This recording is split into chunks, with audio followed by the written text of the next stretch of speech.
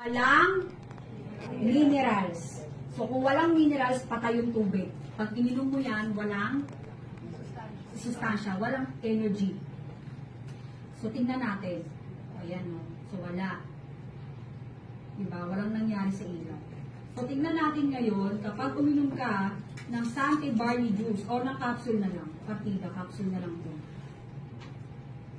So, ano ang mangyayari kapag uminom ka? So, example, katawan mo to, uminom ka ng capsule. So, naalala nyo kanina, walang mineral, walang energy. Wala ring ilaw. Okay. So, ano mangyayari ngayon? So, ganyan. Meaning, ma-energize ka. So, na-experience nyo rin ba kapag uminom kayo ng Sante Barley? Hindi ka mabilis, mapagod kahit puyat ka. Tama ba? Yes. Yes. Diba? Ang lakas ng yes kasi totoo. Yes. Tama. Yes. So, imagine mo, isang capsule pa lang yan. Ang lakas na ng kuryente.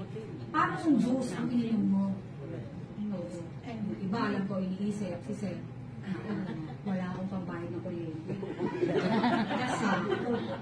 Kaya pala ako napunta dito ngayon. Barley pala. Barley pala.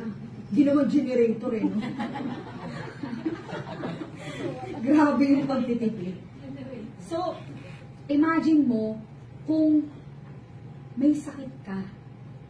Sa walang sakit, energized ka. So, sa may sakit, tapos iinom nito, ano mangyayari?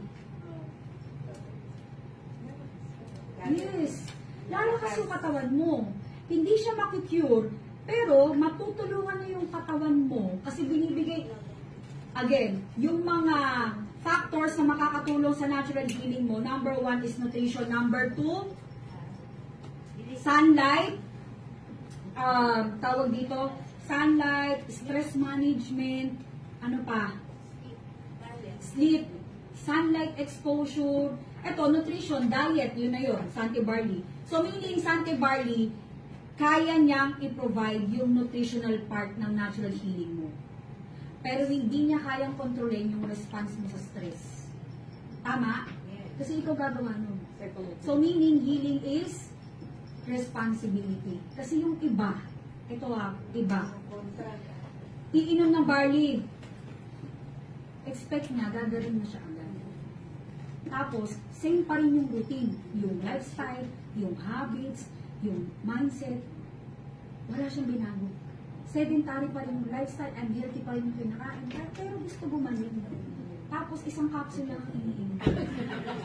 Dahil wala daw pera. Pero gusto gumaling. Pero gusto gumaling, wala siyang gustong baguhin. Nakahayal ako. Di ba gusto mong gumaling? Pagdating mo sa ospital, gagastos ka rin naman. In fact, gagawan mo nga yan ng paraan pag na-ospital ka rin. Tama? Yes. Oo. Sa prevention pa lang, ayaw mo ng agapan. Gastusan. O choice mo yan. Tama? Choice mo yan. So,